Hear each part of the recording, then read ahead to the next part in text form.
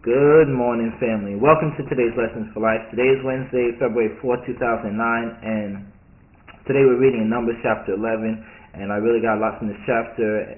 I kind of got, as I was reading through, they were all equally as, they stuck out to me, so I'm going to share a little bit of each of the things I got.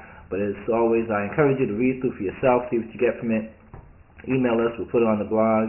Or you make a comment or anything I'm going to say even in this chapter and put it on the blog as well too.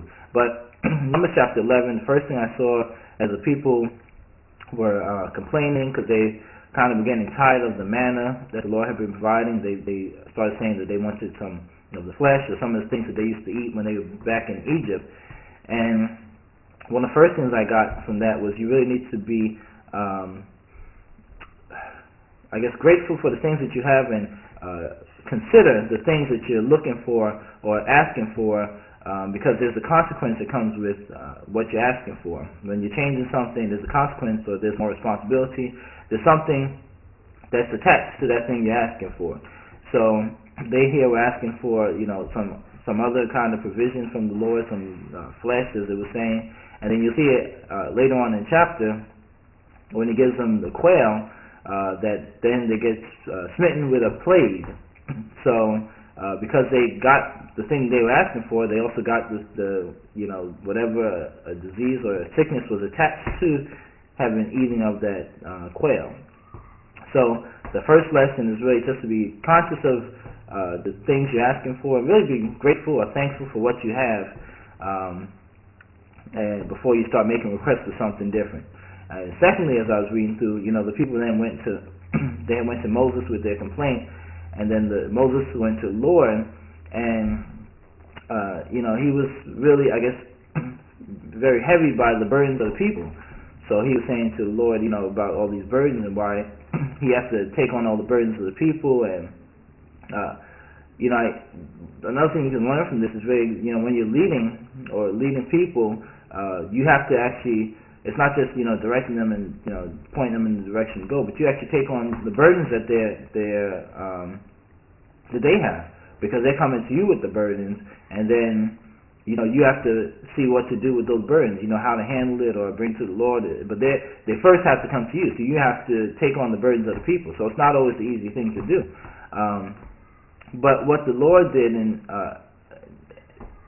response to Moses coming to him is something that we can definitely learn a lesson from, is that he got some of the elders from the camp, and he basically got Moses to have these other people also to take on some of the burdens of the people too. So this is an important lesson that we can learn about even delegating, and how a leader can delegate some positions and have other people in place to actually help him to relieve some of the burdens from all the people.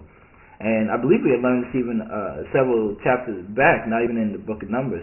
But this is just another example of how they're delegating some of this authority so that other people can take on the burdens and really assist Moses so he doesn't have to bear the burdens of all the people. So that's another lesson we can learn.